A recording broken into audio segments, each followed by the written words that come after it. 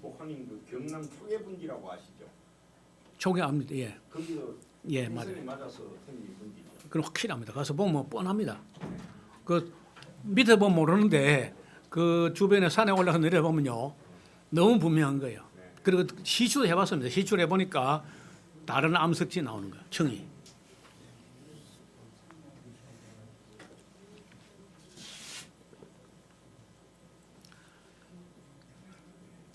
그 아마 초기에 본 충돌보다 아마 그 당시로서는 엄청났습니다. 충격이.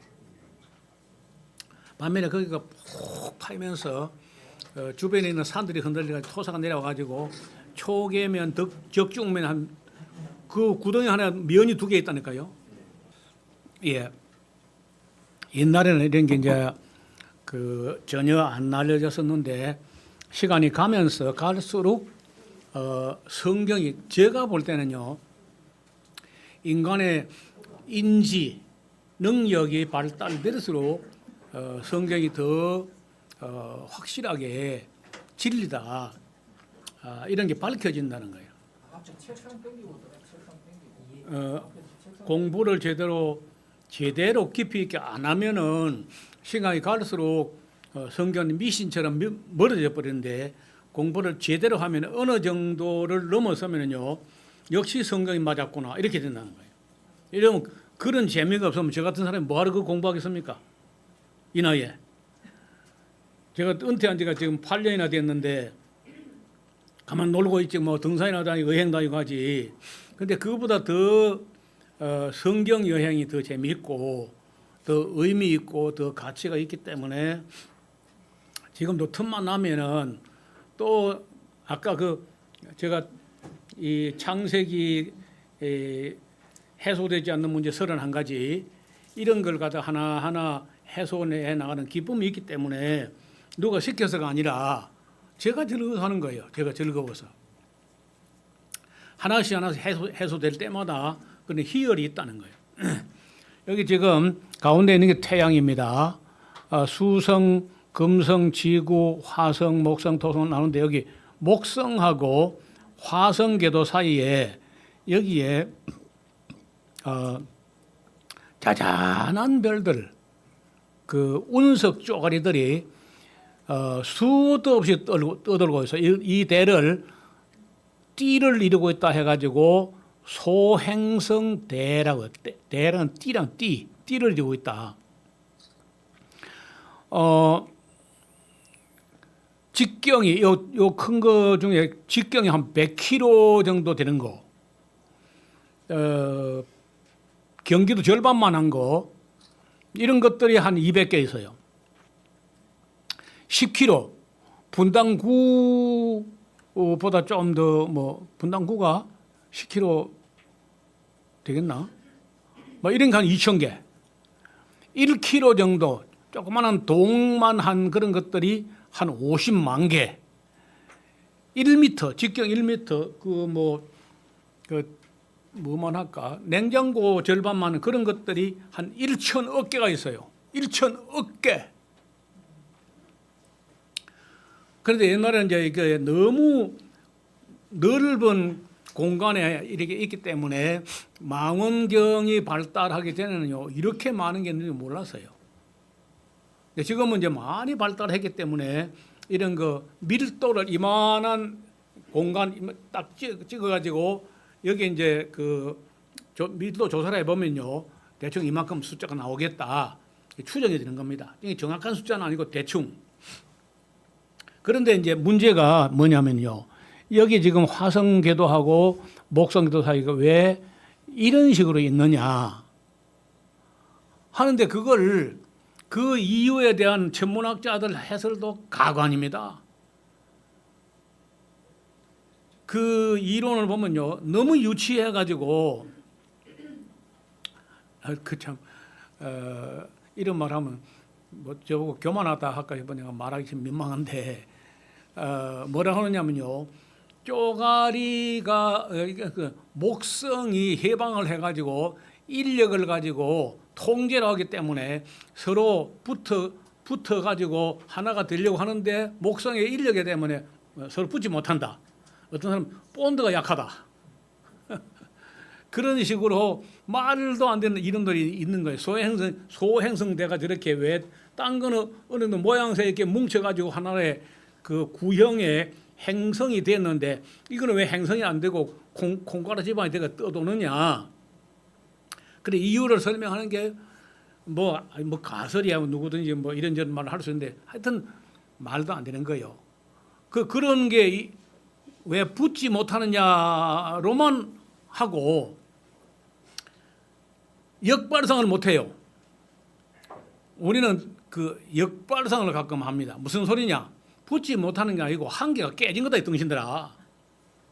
한 개였는데 깨져서 이것더라. 그거 생각을 못 하는 거예요. 한 개였다가 깨졌다는 생각을 하면요. 완전히 다른 이야기가 돼요. 아직 깨졌다는 생각을 못했기 때문에 달 한 뒷꼭지에 맞은 걸 왜 맞았는지 누가 때리는지 모르는 거예요. 그래서 저는 이게 깨졌다. 원래는 하나로 되어 있던 게 깨졌다는 거야. 여러분 깨지면요. 빵 하고 폭발했을 텐데 그거는요. 자체가 폭발했는지 외부 물체가 와서 깨부셨는지 그건 몰라요. 모르지만은 어떻든 엄청난 에너지의 파멸이 나게 되면은 그 파멸의 파편은요 상식적으로 볼 때 전방향으로 날아갑니다. 어느 한 방향으로만 아니고 살짝 밀면은 안 깨지고 좀 밀려가는데 빵 하고 대폭발이 나면요 그 동서남북 상하 좌우 막 전방향으로 날아가는 거야. 그때 궤도 그 원래 그 별이 돌고 있던 그 궤도 방향으로 날아간 거는 지금도 그 궤도를 돌고 있는 거예요. 그 다른 방향으로 퍼진 거는요 지금도 날아가고 있어요. 지금도. 왜? 우주는 이 공간이 무한대로 넓고 그 진공이야 진공. 진공 무중력 상태 때문에 빵 하는 에너지가 한번 밀면요 어느 별에 가서 부닥치기 전에는 영원히 날아갑니다. 지금 우리가 하고 있는 순간에도 지금 끝없이 날아가고 있을 거예요.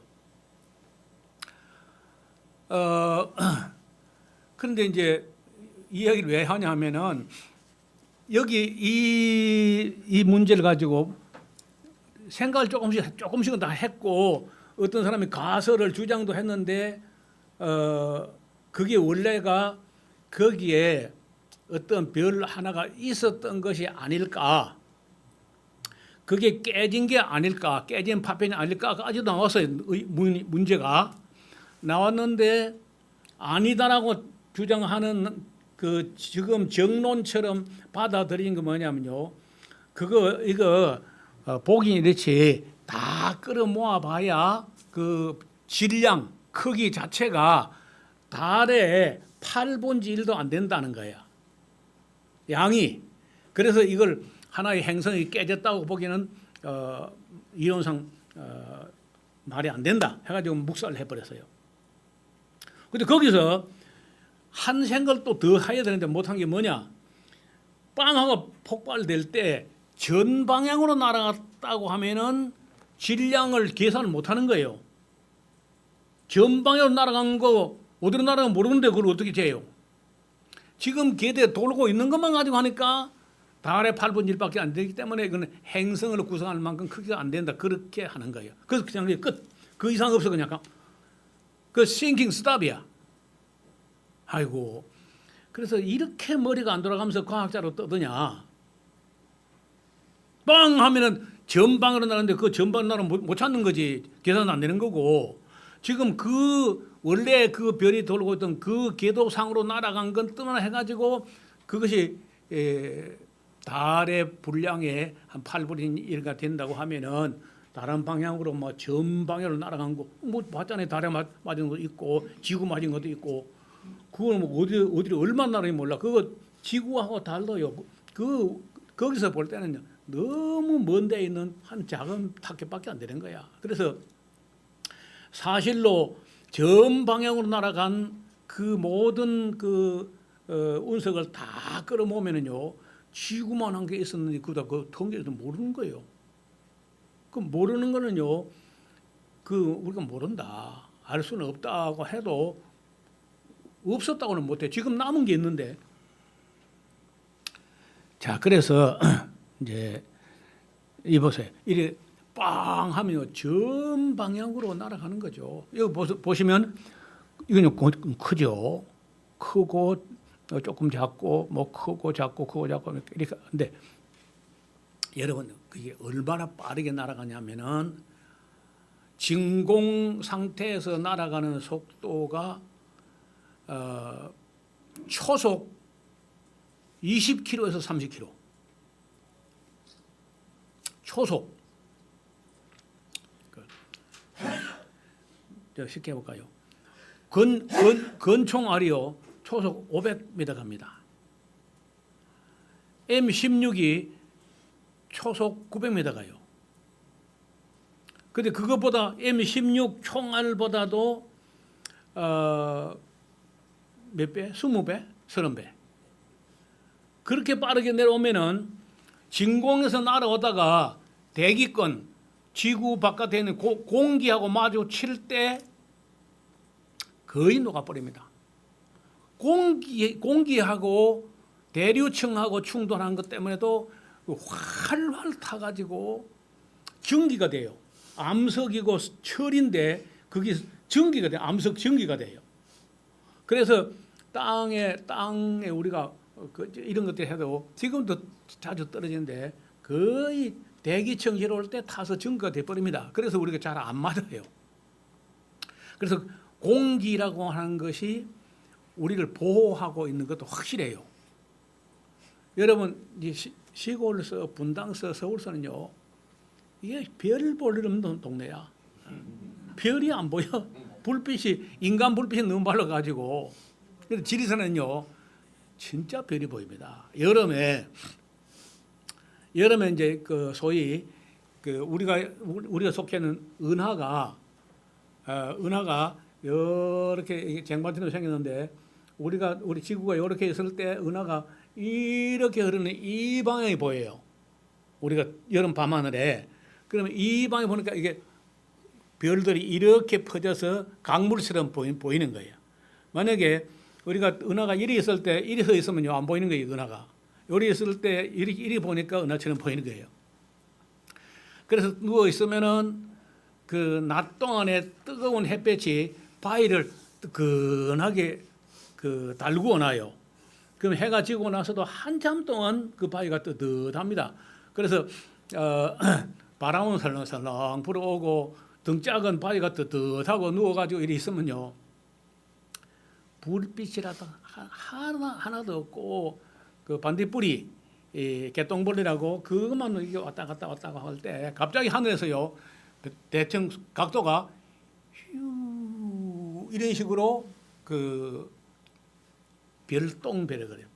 별이 똥을 쌌다. 그런 그 작은 이런 돌멩이들 같은 것들은 그 대기권에 들어올 때 거의 타버리고 빛이 돼버리고 수정이 돼버리고 말아버려요. 전기가 돼가지고. 그런데 큰 건 다 안 타요. 큰 거는 다 못 타고 땅에 떨어지는데 얻어맞으면 간단합니다. 하나도 아프지 않고 그냥 눈 떠보니까 천국이 돼버려요. 만약에 안 맞고 옆에 떨어졌다 그러면 대박이야. 금보다 좀 비싸거든요. 지난번에 그 소치 러시아에 있는 소치 동계올림픽 때 메달을 그 운석을 깎아가지고 메달을 만들어줬어요. 같은 무게일 때 금보다 비쌉니다. 여러분 이렇게 이제 이 우주라는 것이 참 놀라운데 이게 이전 큰 게 태평양에 떨어졌다. 그러면 4,000m를 뚫고 들어가서 태평양 바다인 토사까지 밀고 가는데 어마어마한 양을 밀고 가는 거야. 그 한반도 절반만 한 정도의 쓰나미가 몰려가가지고 포개면은 그랜드 캐년에 두께가 305m 되는 스파이 그룹이라는 지층을 만드는 거예요. 만약 태평양에서 그랜드 캐니언에서 먼데 떨어졌다. 그럼 오면서 퍼지면서 이게 확산되가 지층이 두께가 얇아진다는 거예요. 가까운 데 떨어져도 작거나 먼 데 떨어져도 크거나 거기에 따라서 떨어진 위치에 따라서 토사 색깔이 또 달라요. 그래서 그랜드 캐니언의 그 지층들이 시루떡처럼 켜켜로 이렇게 탁 쌓여 있는데 장관입니다. 그러니까 이런 걸 제가 그 그랜드 캐니언 갔을 때는요, 이 이론 정립이 안 됐을 때 갔어요. 네, 새로 가야 되겠다. 근데 내가 미국 욕을 많이 해가지고 입국이 될는지 말는지 모르겠어요. 여러분, 그 미국이라는 나라가요, 이름만 미국이지 한국 사람만 아름다운 밑자를 쓰고 미국이지 일본 사람들이 아름다운 밑자 안 씁니다. 쌀 밑자를 써요. 캘리포니아 쌀을 얻어먹어서 미친놈들이. 그런데 다른 나라에서는요, 미국은 거의 깡패 국가라는 거야. 모든 나라 침략해. 그리고 그 자본주의는 침략 자본주의, 약탈 자본주의야. 부채 자본주의. 나쁜 놈들이야. 아니 어디로 와도 가난해가지고 먹고 살 게 없어 어디로 오면 어쩝니까? 도와줘야죠. 세계에서 제일 잘 산다고 한 놈들이 한국에 가서 3,500억을 내놔라. 이런 미친 놈들이지. 일본도 지금 빚이 많아가지고 GDP 250%나 되게 죽을 지경인데 그것도 그렇게 많은 돈을 내놔라는 거예요. 일본 사람들 참 배알도 없어. 그 의자터 2개 얻어맞고 뭐가 도와줘 그래. 국제 거지가 큰 그 슈퍼 거지가 왔는데.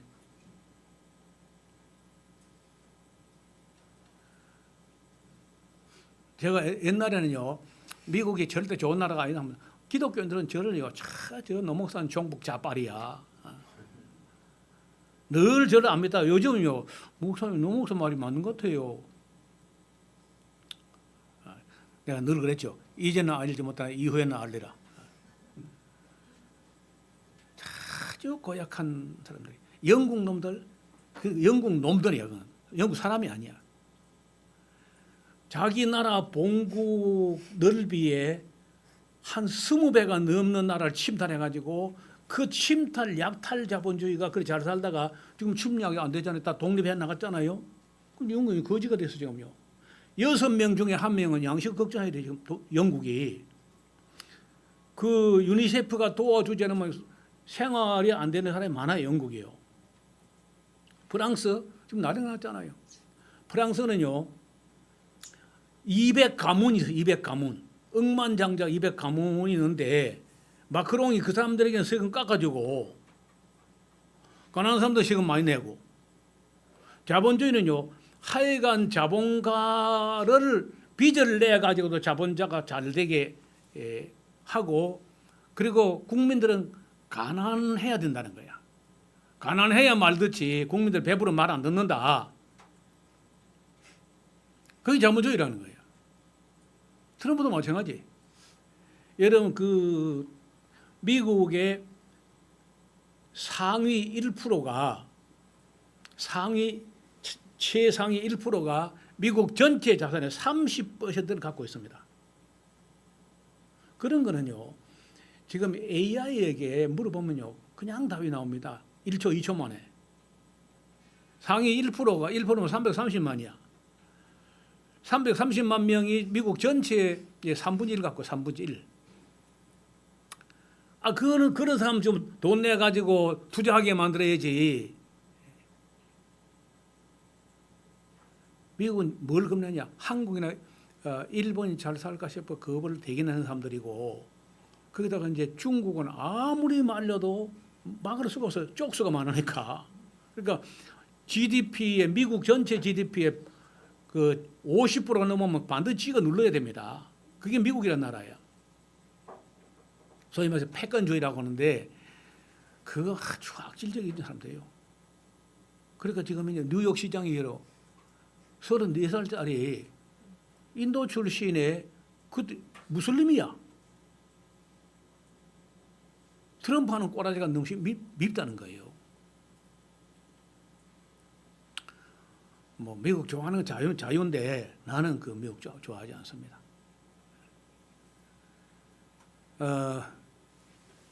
근데 미국보다 조금 미국 지금 캘리포니아 그 쪽에 가까운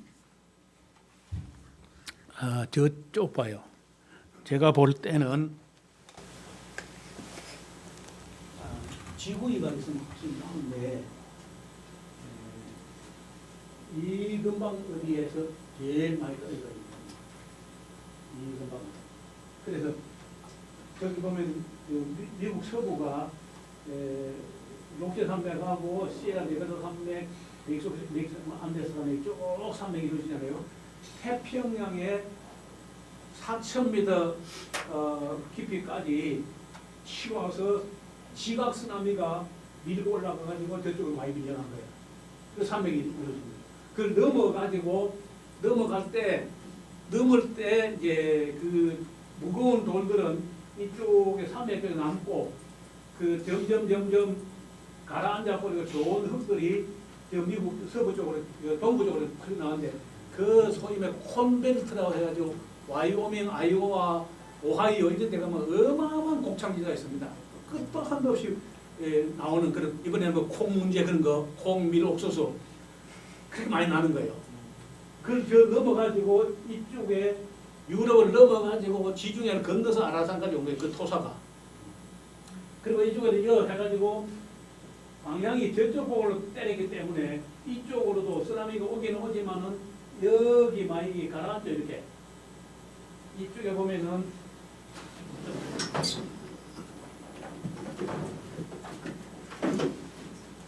여기 이게 태곡이라고 트랍이라고 있죠. 트랍. 이게 푹 꺼지는데 이렇게.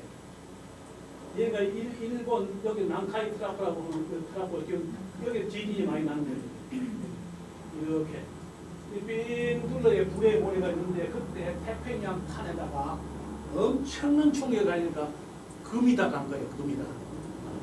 그래서 이런 것들이 다 해소가 된다는 거예요. 좀 이따가 이제 그림을 좀 더 보겠습니다.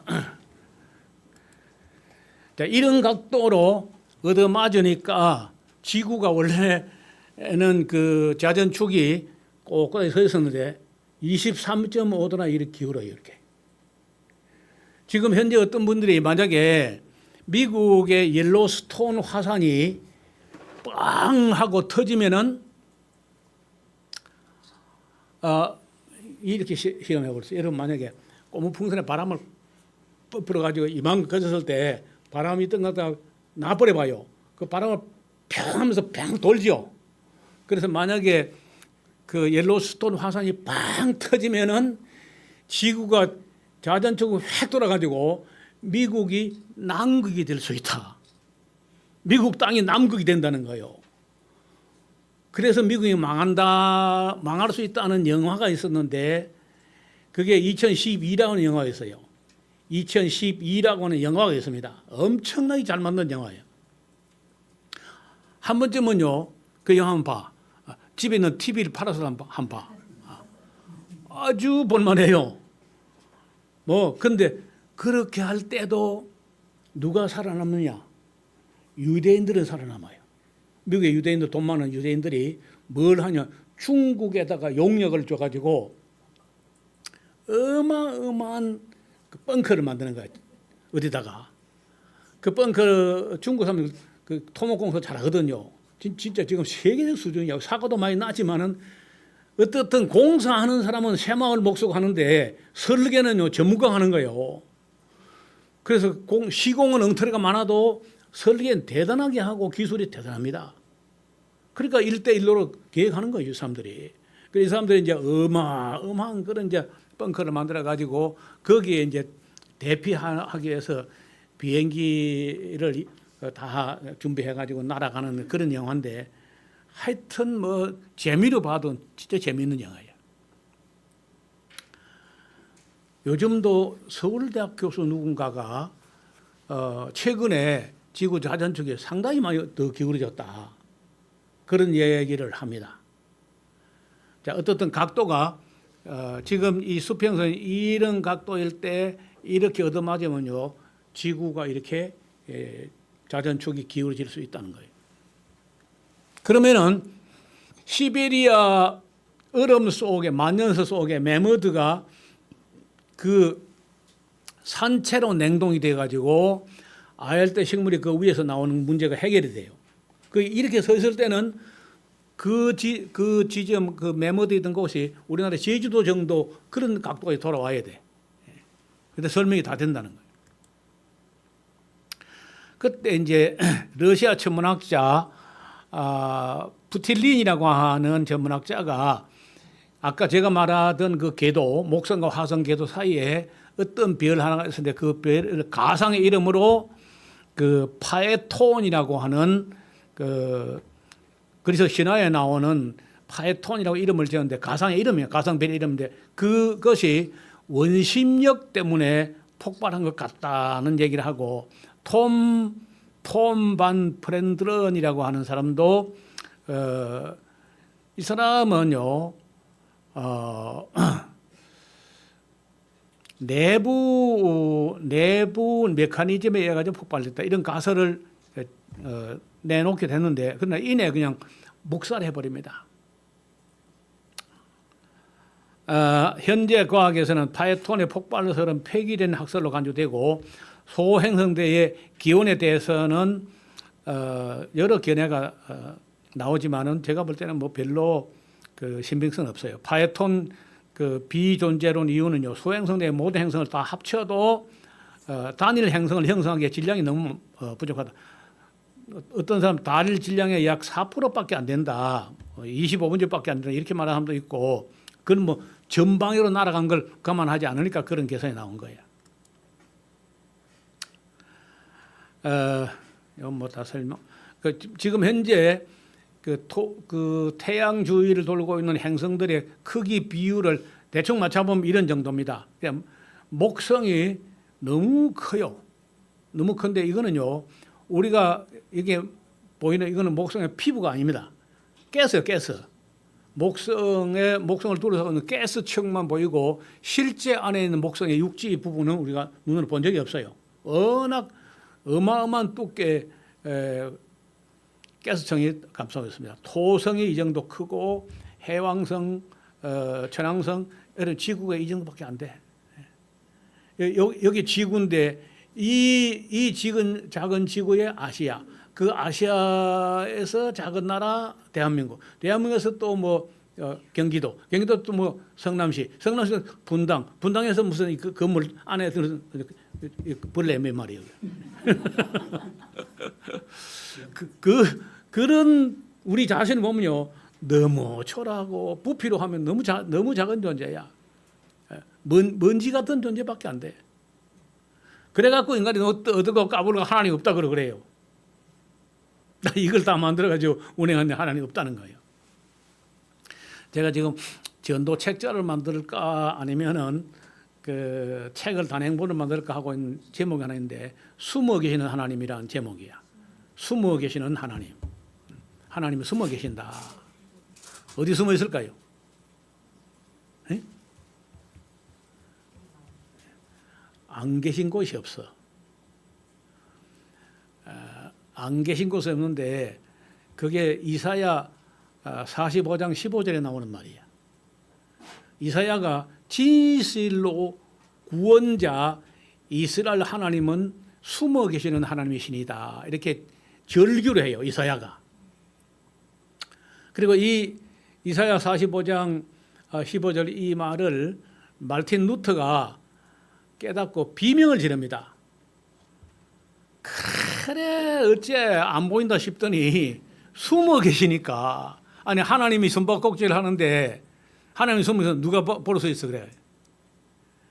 그래서 그 루터는요 비명을 지를 때 독일어로 비명이 아니고 라틴어로 비명을 질러요. 그 비명이 뭐냐? Deus absconditus라고 하나님은 숨어 계신다. 그러니까 안 보여. 많이 찾았거든요. 루터가 뭐 하나님 나한테 안 나타나면 죽겠다고 덤비고 몸부림치고 찾아요. 로마에 가면 산타 스칼라 계단 교회라고 예수님께서 재판 받으러 빌라도 관청에 올라갈 때 그 계단을 뜯다가 계단 교회라는 성당을 지어놨어요. 아무것도 그 계단밖에 없어요. 그 계단을 무릎으로 기어 올라가면서 한 계단에 입 맞추고 또 한 계단, 또 한 계단 입 맞추고 또 한 계단. 그리고 오르내리고 아무래도 하나님 안 만나줬다는 거야.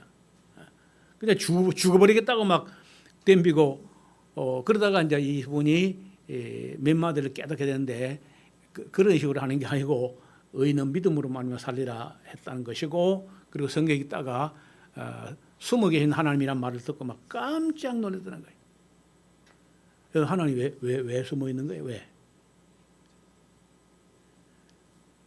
왜 숨어 계실까요? 예? 찾는 자가 있는가 보려 하신다는 거예요. 충분한 증거를 도체 많이 얻어내서 맛있는 과일도 만들어 놓고 예쁜 꽃도 피게 해주고 예쁜 아내도 옆에 갖다 누워놓고 온갖 만가지 은혜를 다 보니까 이건 누가 해줬는지 저것들이 찾는가 마는가 보자 하고 있는 거야. 그런데 없더라는 거야. 하나님은 없어. 찾는 자도 없고 고난 자도 없고 함께 더러운 자가 되고 함께 멍청한 자가 돼가지고, 그래서 어리석은 자는 이러기를 그 마음에 하나님이 없다 하도다 그렇게 한다는 거예요. 여러분 그 하나님 심정을 알아가지고 숨어 계시는데, 저는 한편 생각하니까 하나님이 숨어 계시니까 우리가 자유가 있는 거야.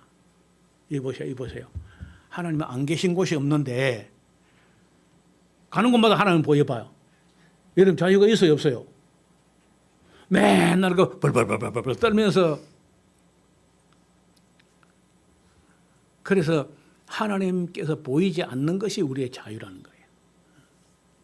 그리고 하나님이 안 보이지만은 하나님께서 계시다는 걸 확신했을 때는 그 생각이 차이 나는 거예요. 하나님이 없다고 생각하는 사람하고 하나님이 계시지만은 우리 눈에 안 보인다고 생각하는 큰 차이가 나죠. 행동에 있어서. 행동과 생각까지도. 만 가지 아니고요. 하나님 계신 증거가 없는 곳이 없어. 눈이 열리면요. 천지에 하나님 계신 증거야. 여러분 그 작가는요. 자기 명함 갖고 다니는 게 중요한 게 아니야. 내 명함 받은 너희가 나를 몰라. 나를 알려면 내 작품을 보라. 여러분 영국에 가면요. 세인트 폴 대성당이 있어요. 바울 성당이라는 어마어마한 크리스토퍼 렌이라는 건축가가 그걸 건축했는데 그 렌이라는 사람을 만나러 가니까 나를 알려고 나를 만나러 올 게 아니고 내가 설계하고 건축한 그 바울 대성당을 가봐라. 그게 나를 아는 길이라는 거예요. 그래 건축가라도 그 건축가를 아는 거는 그 사람의 작품을 더 알게 되는 것이지 얼굴을 만져본다고 아는 게 아니고 해부한다고 아는 게 아니야. 명함 본다고 알 수 있는 게 아니라고. 그 작품. 그 시편 8편에 보면 다윗이 그러잖아요. 해와 달을 보건대 인간이 무엇일까? 도대체 그 해와 달과 우주와 이 어마어마한 전체를 만든 그런 큰 분이 우리 인간 같은 이 벌레 같은 인간이 무슨 관심이 있을까? 도대체가 뭘 그 속삭이고 울고 부르고 하실까?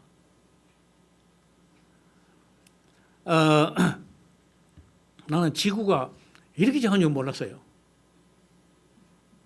내 딴엔 크다고 생각했는데 실제로 보면 참 너무 작은 거예요. 앞을 보세요. 진리에 보세요. 진리에 가까이 막 거의 가까이까지 왔다가 튕겨 나가 가지고 우주미화가 된 사람이 많아요. 제가 참 딱하고 안타까운 사람들이 있는데 누가 여러분처럼 저를 만나가지고 성경을 알고 보고 하는 사람들이요. 막 꺼내가지고 그 에사로서 가봐라 해가지고 이제 그 먼 길 와가지고 첫 시간 듣다가 기분 나빠가지고 도망가는 목사가 많아. 첫 시간 듣다가 처음 듣는데 막 안 들은 얘기고 못 들은 얘기고 듣도 보도 못한 얘기고 막 그렇게 자기가 배우고 다르고 오면 자기가 알고 믿고 가르치던 거 다르고 하니까 막 에이 하면서 내가 잘못하다고 가는 거야. 내가 가는 뒷곡기를 보면요. 저거는 영원히 우주미하다 저거. 여기 지금 티티우스라는 사람이 있었는데 1766년에 요한 다니엘 티티우스라는 독일의 수학자인데 비텐베르그 대학의 교수였어요. 그 루터가 그 대자보 있잖아요. 95개조 대자보 같은 그 대학 수학 교수인데 이 사람이요 태양을 중심으로 돌고 있는 그런 행성들의 궤도를 놓고 연구하다가 간격이 있는데 그 간격이 놀랍게 등비 수열에 따라서 뒤죽박죽이 아니고 제멋대로가 아니고 등비 수열이 있어 딱. 근데 그 점점 때는 간격이 조금 더 넓어지는 등비 수열로 나가는 거예요. 그래서 티티우스는 자신이 연구한 결과를 가지고 베를린 천문대학 대장 J.E. 보데라는 천문대장에게 보고를 합니다. 1772년도에 결국 티티우스 보데 법칙이라는 법칙으로 그 행성 궤도가 태양을 중심으로 점정되는 등비 수열에 따라서 배열되어 있다. 한 거 발표하면서 이걸 티티우스 보데의 법칙이라 그래요. 일단 설명을 드릴 텐데 그때 이후 소행성대에 대한 연구가 계속되어 왔는데 티티우스가 발견한 이 규칙은요. 0, 3, 6, 12, 24, 48, 96, 192 배로 이렇게 나가요. 수열이. 근데 여기다가 공평하게 4를 더하는 거야. 4를 더하면요. 그러니까 이게 수성, 금성, 지구, 화성 이렇게 되는데 수성을 제로로 하고 금성을 3으로 하고 지구를 6으로 하고 이렇게 나가는 거예요. 그 여기다 공평하게 꼭 같이 4를 플러스 4를 더해줘요. 그러면요 0에다 4를 보태면 4, 3에다 4를 보태면 7, 6에다 4를 보태면 10, 12에다 4를 보태면 16, 24에다 4를 보태면 28, 48에다가 여기다 보태면은 52, 52에다가 4를 보태면 배에서 이렇게 나가는 걸 딱 봐가지고 그러니까 한 다음에 그 끝이 아니고 그거 다 또 나눌 때요. 모듈이 똑같고 10을 나눠요.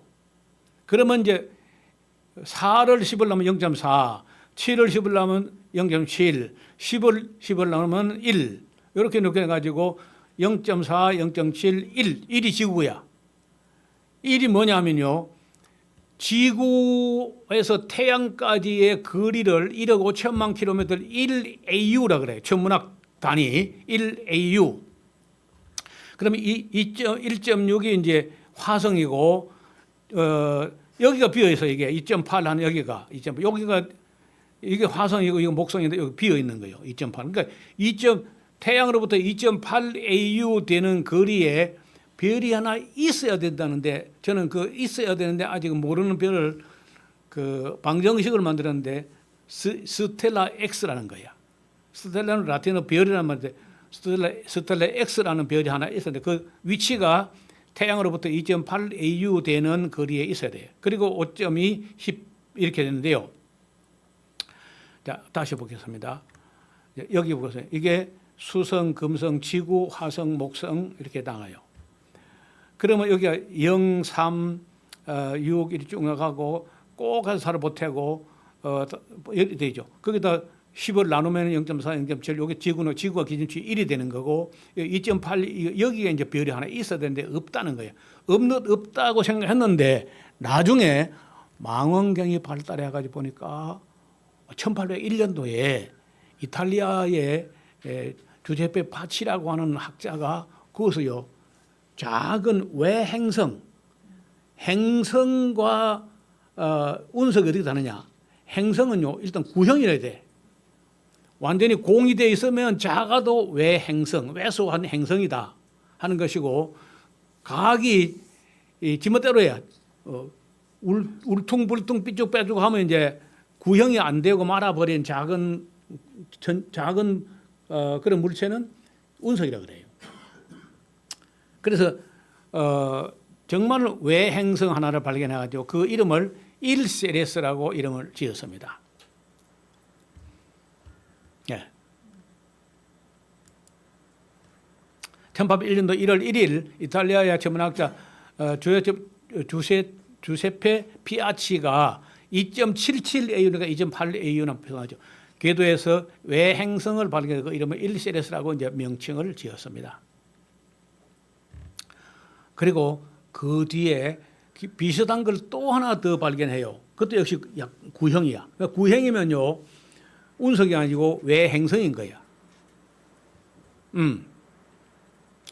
그래 아까 그러면 아까 제가 보였던 대로 그 여러 천 쪼가리 만 쪼가리 뭐 그 1천 어깨가 있다고 뭐 이렇게 말씀드렸는데 그거는 또 어떤 제법 볼만한 크기의 행성 하나였는데 그 부서졌고 지금 구형을 이루고 제1세레스와 그 다음 발견된 작은 외행성은 그 실제로 없어진 별의 쪼가리가 아니고 쪼가리가 뜨면 삐죽빼죽 될 텐데 이렇게 구형을 이루고 있는 걸 볼 때 위성이었다는 거야. 지구 위성이 달인 것처럼 목성에 4개의 그 행성을 위성을 갖고 있는 것처럼 그러니까 사라진 별의 위성이었을 가능성이 있다고 하는 게 저의 가설입니다. 자 여기에요 여기. 이 소행성대라고 하는 여기가 원래는요 제법 짐작이 이게 크기는요 도대체가 이 크기는 무슨 수열인지 알 수가 없어요. 이렇게 보면은 어떻든 목성이 제일 큰 것만은 확실하고 수성, 금성, 지구는 이만큼 컸다가 화성은 왜 또 작아져? 근데 여기 거는 얼마나 됐을까 할 때 나는 볼 때 지구보다는 컸을 가능성이 있다. 그리고 여기 이거는 목성은 위성을 4개 가지고 있고 우리 지구는 1개 가지고 있어요. 지구는요 달이 없으면은 지구는 벌써 끝났어. 달이 이렇게 오면은요 그 달의 인력에 가서 물이 쭉 땡겨가요 이렇게. 그 달이 멀어지면 또 돌아오고 그러니까 밀물 썬물이 달에 땡기고 미는 데 따라서 생기는데 그게 아니면 바다가 썩어버려요. 바다가 썩어버리면 지구는 다 죽습니다. 바다만 썩어도. 그래서 우리가 달이 뭐 괜히 어두운 밤길을 비추는 그런 정도가 아니고 바다를 썩지 않게 하는 바다 물이 없다면은 뭐 달이 없어도 괜찮아요. 근데 바다에 물이 있어야 되고 그 생물이 있어야 된다고 하면 달은 꼭 필요한 거예요.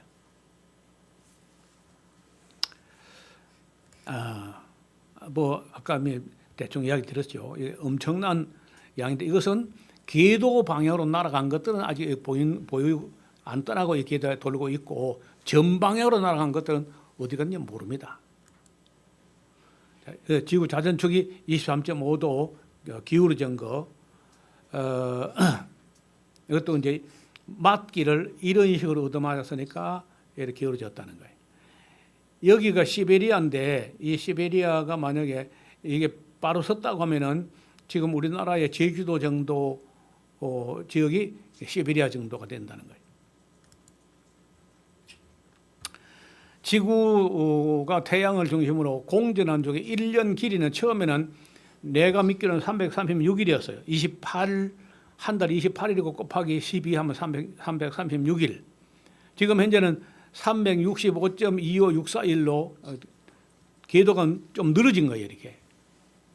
달도 약간 늘어졌는데 지금 현재 27시간 7시간 43분 2초가 한 달인데 원래는 딱 28일이어야 맞다는 거예요. 그래도 개념입니다. 잘 보세요. 맨 밑에 여기가 색깔이 좀 진한 여기가 화강석인데 화강석은요 원래부터 있던 거야. 화강석은 기반암이래. 기반암 원래부터 있던 암이야. 그리고 잘 보세요. 여기 이렇게 폭 파여 가지고 요 물이죠 물이요. 여기 콜로라도 강바닥입니다.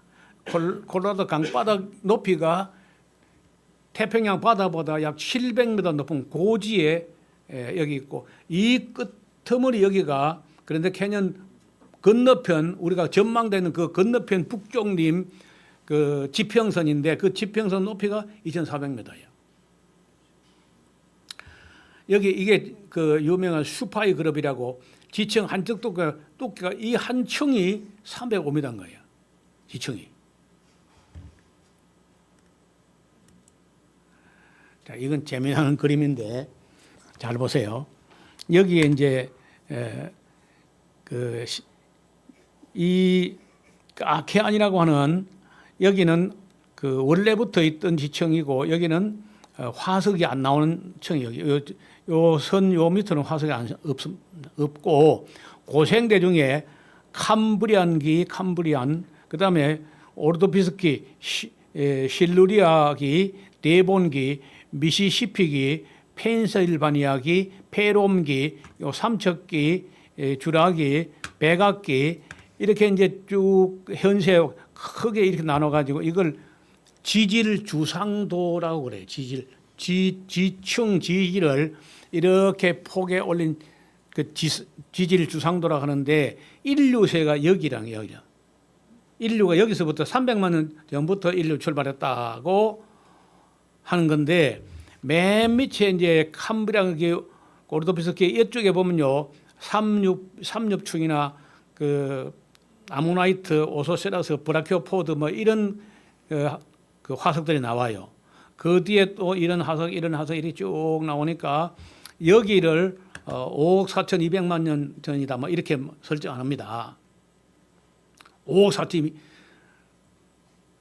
나는 요걸 하루 만에 이루어졌다. 하루도 아니고 하루의 절반. 만약에 하루 만에 이루어졌으면 지구 전체가 들어맞아 가지고 다 바다가 돼 있어야 돼. 그래서 하루도 아니고 하루 절반 만에 이게 다 이루어졌다고 하는 건데. 그러면 이게 왜 삼엽충이나 오소세라스, 브라키오포드, 아모나이트 이게 왜 여기 맨 밑에 있냐? 이거는요. 첫 번째 그 운석이 떨어졌을 때 첫 번째 쓰나미에 제일 먼저 밀려가지고 제일 밑창에 매몰된 순서에 불러가요. 그날 하루에 다 묻힌 거예요. 다. 요거는요. 맨에 여기는 다르면 여기는 물이 가라앉고 침전되는데 한 1년 좀 걸렸다고 보니까 이거는요. 요 사람이 사는 요 근방 이 황토층이라든지 이런 것들은 그 꾸중물 같은 물이 맨 마지막에 가라앉은 층으로 봐야 돼. 그러니까 어떻든 여기에 있는 층이라고 할 만한 층은 전부 다 하루의 절반 만에 이루어진 걸로 나는 그렇게 내 이론은 그래요. 그러니까 5억 4,200만 년 이론하고 하루 절반에 이루어졌다 하면 그 대화가 되겠어요, 안 되겠어요? 그러니까 만약에 제가 한 이론을 받아들이려면 지금까지 모든 지층학, 지질학, 층서학, 화석학 다 백지로 만들고요. 노우호 목사에게 노벨상을 수여해야 돼. 또 우리 집안 사람이 노벨이. 우리 집안 사람 중에 노아, 노별, 뭐 노무현 이 정도 돼야지 그래도. 여러분 사실 여러분 다 노가요. 노가 아닌 거는 홍수에 다 죽었어 그때. 그런데 문제는 그 텍사스 주 런던이라는 지역에서 여기에 오르도피스키 캄브리아기 요 지층에서요 이런 망치가 나온 거야. 사람은 여기서 나왔다는데. 그럼 물어봅시다. 망치가 사람 맞는 거예요? 사람이 망치를 맞는 거예요? 이거 하나만 해도요. 이 망치가 왜 나왔냐? 멍청한 소리 하는 거 뒷꼭지 치려고. 찰스 다윈이라든지 말도 안 되는 지질학자들 이말을 하면 깔려고 망치가 나온 것 같아요. 이건 지질학자가 발명한 게 아니고 어떤 그 평범한 사람들이 그 계곡을 지나갔다가 돌 사이에 나무 같은 게 뾰족하게 나와 있는 거야. 보고 그냥 지나왔다가 아니 저게 뭐였지 저게? 저게 왜 거기서 나와? 네가 왜 거기서 나와? 그래가지고 가서 깨보니까 안에서 나무가 문제가 있고 그 나무 끝에 쇠로 된 망치가 있는데 여러분 이 쇠가 철이요. 순도가 90몇 프로야. 지금도 그 정도 철을 만들기 어렵고 그러면 녹도 안 썰어 잘요. 자, 그래서 지금까지 여러분 비싼 돈 주고 도시락 싸가지고 학교 가서 공부한 거 다 헛방이에요, 헛방. 헛걸 배운 거예요.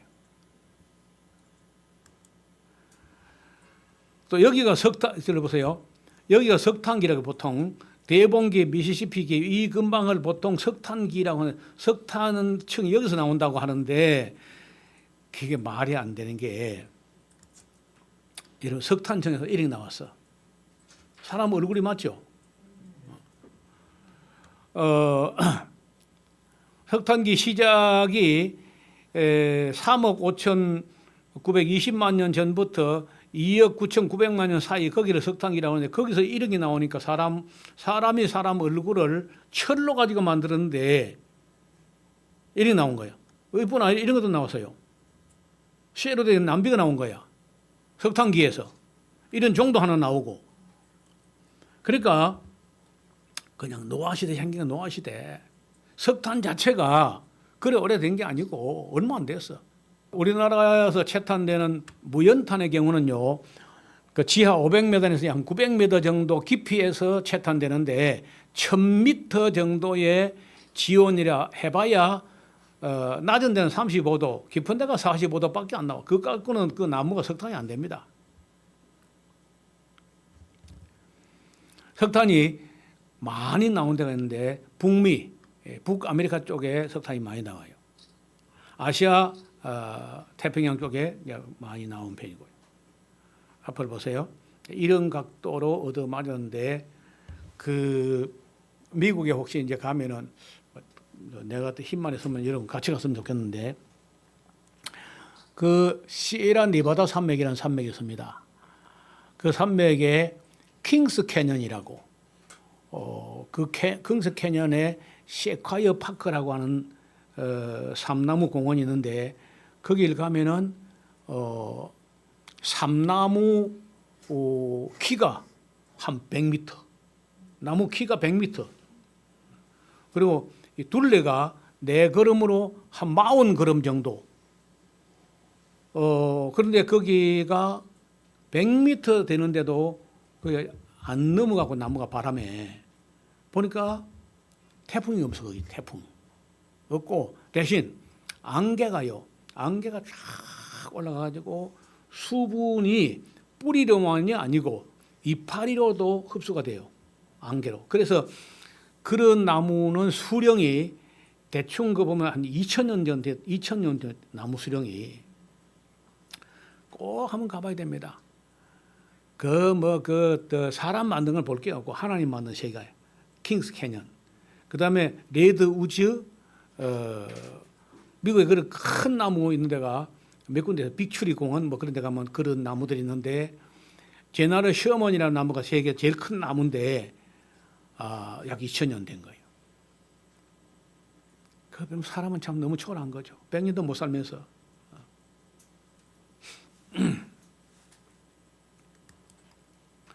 그랜드 캐년 지층들인데 만약에 이게 지금 현재까지 지질학자들 말대로 태평양 바다 밑에 있다가 융기돼서 올라왔다면요. 그러면요 이게 다 깨지고 뭉클어지고 흥클어지고 부정합이 막 일어나고 막 이래 지층이 엉망진창이 되는 고스란히 보존되어 있습니다. 지금도 창조과학에서도 말하기를 이 그랜드 캐년의 지층은 노아 홍수 때 생긴 것이다. 그러면요 노아 홍수 때 이런 지층이 생기려면은 이 그랜드 캐년 평지 여기보다 이봐요. 여기보다 높은 데서 이봐요. 여기보다 높은 데서 이런 토사가 내려올 높은 지대가 있어야 내려올 거 아니에요. 그렇죠? 토사나 물은 무조건 높은 데서 아래 내려가서 퇴적되잖아요. 근데 높은 데 없어요. 이 토사가 내려올 데가 없습니다. 여기 제일 높아요. 2400m. 그다음 높은 산이 있어야 위에서 뭐 내려올 데가 없다니까. 그래서 이게 역발상을 못한 게 태평양 바닥에서 밀려 올라왔다고는 생각을 안 해본 겁니다. 왜? 밀려 올라올 리가 있나는 거야. 파도 갖고는 그렇게 안 올라와요. 아무리 여러분 지난번에 그 후쿠시마 원전 터졌을 때 그때 동일본 대지진 때 쓰나미 높이가 얼마나 됐겠어요? 높이가 제일 높을 때. 네? 대충 그냥 30m 정도입니다. 그러니까 그거는 게임이 안 돼. 그런데 30m도 아니고 300m도 아니고 3000m도 아니고 10,000m면요 이야기가 되는 거야. 태평양 바닥에 이 그런 운석이 막 떨어지고 막 떨어질 때 그때 쓰나미의 높이가 10,000m. 10km. 그러면 그 쓰나미 높이가 에베레스트 산을 넘어갑니다. 그리고 에베레스트 산 문이 다 잠겨가지고 1년 동안 그 물이 그래 잠겨가지고 그러니까 에베레스트 산 꼭대기 8,843m 그 근방에 바다 생물 화석이 나온다니까. 물이 그게 차오른 거예요. 넘어간 거다. 그러면 다 해석이 되는 게 자 그러면 섭씨 4,000도의 열과 물과 토사, 모래, 안반 이런 게 섭씨 4,000도가 덮친다 하면 그 밀려서 그 많은 식물들이 불과 물과 토사와 함께 밀려가지고 떠밀려 깔려. 그런데 그 열 때문에 탄화가 됐는데 산화가 되면 안 돼요. 탄화가 되면 새까맣게 탄소까지만 되는데 그래서 공기가 계속 되면요 산화가 되고 하얀 재가 됩니다. 이해가 됐어요? 그러면 산화되기 전에 빨리 덮어야 돼. 빨리 덮기만 해야 되는 게 어마어마한 토압이 눌려야 됩니다. 그러면 이제 좋은 질이 좋은 거는 무연탄인데 한국 우리나라 거는 그 거의 무연탄이죠. 질 좋은 연기가 안 나요. 그래서 석탄이 일단 해결됩니다. 그리고 지층이 해결됐죠. 그리고 지층사에 있는 물고기 화석 해결된 거죠. 태평양에 있는 토사가 물고기 한껏 섞어 들어왔으니까 밀려왔으니까 그러니까 위에서 씻겨 내려가 태격한 게 아니고 아래에서 밀고 올라가서 충격됐다니 충격이. 그러니까 그런 발상을 지금까지 아무도 안 해. 지질학자, 진화론자 뭐 아무도 안 한 거야. 그러면서도 겨우 나온 게 동일 과정설. 지금 현재 조용조용히 변하고 있는 이 템포로 이런 항상성이 계속됐다고 보고 이걸 동일 과정설이라고 하는데 동일 과정이 되면 그 화석이 생길 이유가 없잖아요. 그러니까 여러분 지금까지 지질학자나 진화론자들의 이론이 얼마나 허약하고 얼마나 빈약하고 얼마나 거짓되고 얼마나 불성실하냐 얼마나 무식하냐 이런 게 다 정리가 되네. 제가 얼마나 가슴 뛰었던지 책을 창세기 주에서를 쓰려고 마음먹었겠어요. 자, 이거 보세요. 여기에 그러면 이게 또 다 파이는데 얼마 걸리느냐? 한 6, 7억 년 됐다. 7, 8억 년 됐다. 뭐 이렇게 하거든요. 어떤 사람은 뭐 15억 년 됐다. 뭐 18억 년 됐다. 이게 콜로라도 강이야 이게. 그런데 캐년 이게 이제 북쪽림 여기가 2,400m고 여기 바닥이 700m인데 여기서 이렇게 어마어마한 토사를 갖고 올 만한 높은 지대가 없어요.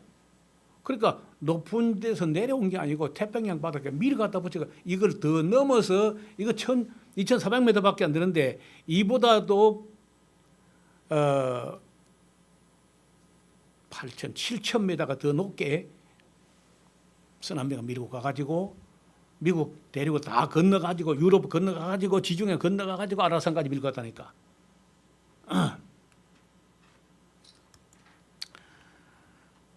자, 이게 북쪽림이라 우리가 전망대가 지금 이쪽에 있고 건너편 여기가 이제 북쪽림이라는 그랜드 캐니언 평평한 지평선인데 이보다 더 높은 데서 이만한 토사를 가져올 만한 산은 존재하지 않습니다. 그러니까 지금까지 그 150년 동안 지질학자들이 그랜드 캐니언 연구한 거 내가 볼 때 그건 백지야 백지. 아무런 쓸데없는 백지도 아니고 백지는 쓸모가 있는데 그건 휴지도 안 돼. 쓰레기 같은 이론이야.